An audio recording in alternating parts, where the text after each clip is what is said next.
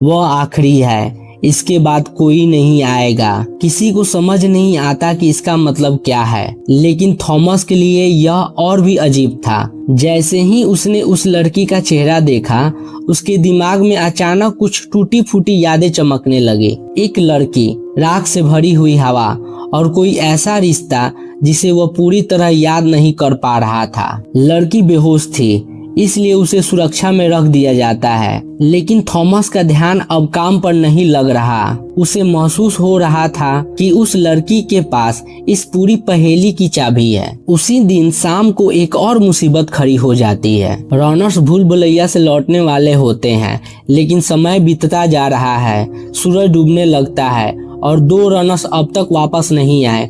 उनमें से एक ग्लेड का नेता एल्बी है। गेट के पास सभी बेचैनी से इंतजार कर रहे हैं। तभी भूल भुलैया के अंदर से किसी इंसान की दर्दनाक चीख सुनाई देती है। वह एल्बी की आवाज थी। सभी समझ जाते हैं कि वह जिंदा है, लेकिन मुसीबत में फंसा हुआ है। कुछ रनर्स उसे बचाने जाना चाहते हैं, लेकिन नियम साफ है, भूल भुलैया के अंदर जाना मौत को बुलाने जैसा है। गैली और बाकी लोग गेट बंद करने का आदेश देते हैं। थॉमस यह सब देख रहा होता है। उसके सामने एक ऐसा फैसला खड़ा था जो उसकी पूरी जिंदगी बदल सकता था। अगर वह नियम माने तो एल्बी मर सकता है, अगर वह अंदर जाए तो शायद वो खुद भी वापस ना लौटे। उसी पल उसके कानों में एक रहस्यमयी लड़की की आवाज गूंजती है, भागो थॉमस।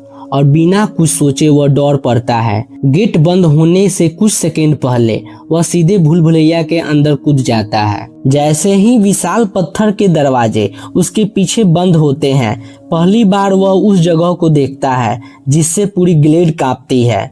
चारों तरफ अंतहीन गलियारे, अंधेरा, खामोशी और कहीं दूर से आती किसी राक्षसी जीव की भयानक चीख। थॉमस का दिल इतनी तेज धड़क रहा था कि उसे अपने ही सांसों की आवाज सुनाई दे रही थी। लेकिन तभी झाड़ियों के पीछे से कोई उसका मुंह दबाकर उसे नीचे खींच लेता है। वह मिन्हो था, वही सबसे तेज रनर जो एल्बी के साथ अंदर फंस गया था। मिन्हो गुस्से से थॉमस को घूरता है। उसे यकीन नहीं हो रहा कि कोई नया लड़का अपनी पहले ही हफ्ते में भूल भुलैया के अंदर कूद आया है। लेकिन बहस करने का समय नहीं था, क्योंकि जिस चीज से पूरे ग्लेड डरता था वह उनका पीछा कर रही थी। एल्बी गंभीर रूप से घायल पड़ा था, उसके सिर से खून बह रहा था और वह बेहोश था। मिन्हो जानता था कि उसे उठाकर भागना लगभग नामुमकिन है। तभी दूर से ग्रीवर की चीख फिर सुनाई देती है। अब फैसला लेना था। मिन्हो कहता है कि एल्बी को यहीं छोड़ना पड़ेगा।